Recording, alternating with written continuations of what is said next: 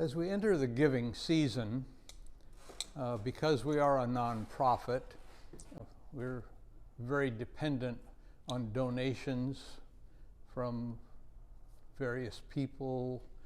I have a little cut here that might give you an idea.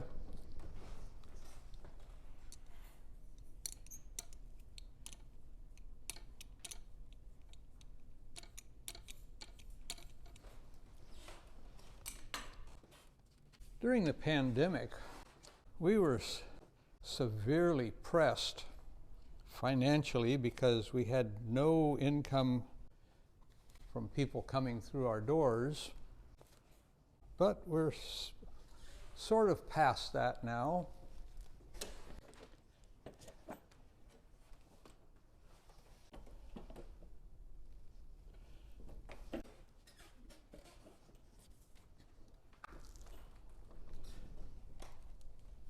This little fella here is doing something that we don't think you need to break your bank.